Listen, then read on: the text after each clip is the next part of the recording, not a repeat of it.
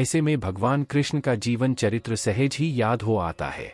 मथुरा की एक कैद में माता देवकी के गर्भ से जन्मे कृष्ण ने अपने आचरण से मानव जाति के सामने कई ऐसे उदाहरण रखे जो जीने की राह दिखाते हैं।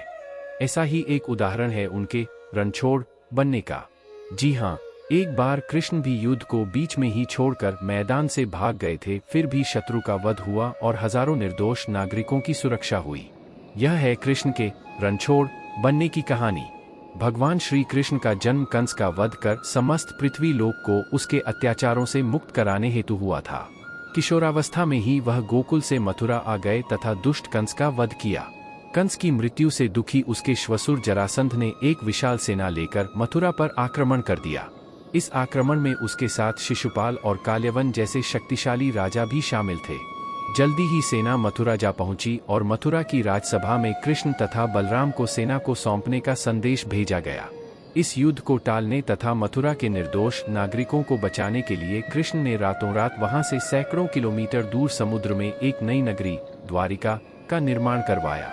अपनी माया से उन्होंने समस्त नागरिकों, उनके पशुओं तथा संपत्ति को नींद में ही नई नगरी में पहुंचा दिया। अगले दिन सूर्योदय के समय कृष्ण तथा बलराम जरासंध की सेना के सामने जा पहुंचे और उसे लड़ने के लिए चुनौती दी। जैसे ही जरासंध और दूसरे राजाओं ने कृष्ण को मारने के लिए शस्त्र उठाए, दोनों भाई भागने लगे। उन भाइयों के पीछे जरासंध तथा काल्यवन जैसे राजा भी भागने लगे। कुछ ही देर में दोनों भाई बहुत आगे निकल गए और उनके पीछे केवल मात्र काल्यवन रह गया। उसे देवताओं ने वरदान दिया था कि उसकी हत्या किसी अस्त्र या शस्त्र से नहीं होगी। ऐसे में वह निर्भीक था और लगातार कृष्ण का पीछा करते करते एक गुफा में जा पहुंचा। गुफा में राजा मुचुकुंद सो रहे थे, जिन्हें इंद्रदेव ने वरदान दिया था कि जो भी उन्हें उठाएगा वह उनके देखते ही जलकर भस्म हो जाएगा। वहां पहुंचकर कृष्ण ने सोए हुए मुचुकुंद पर अपना पीतांबर डाल दिया और स्वयं छिप गए। काल्यवन भी वहां जा पहुंचा और सोए हुए राजा मुचुकुंद पर पीतांबर देख उन्हें ही कृष्ण समझ बैठा।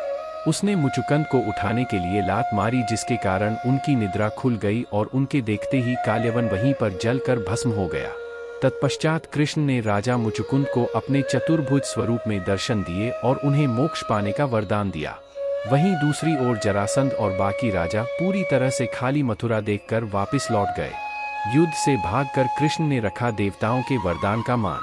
कृष्ण चाहते तो स्वयं भी काल्यवन और अन्य अधर्मी राजाओं का वध कर सकते थे, परंतु देवताओं के दिए वरदान का मान रखने के लिए ही उन्होंने काल्यवन को राजा मुचुकुंद के हाथों मरवाया। इसी तरह बाद में जरासंध का वध पांडुपुत्र भीम के हाथों करवाकर भूधरा का भार कम किया।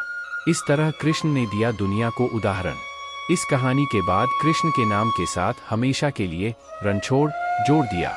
कृष्ण की इस कहानी से सीख मिलती है कि अनावश्यक ताकत का प्रदर्शन नहीं कर बुद्धिबल से काम लेना चाहिए। इस तरह हम अपनी शक्ति को खर्च होने से रोक सकते हैं और बड़े से बड़े संकट का भी सामना कर सकते हैं।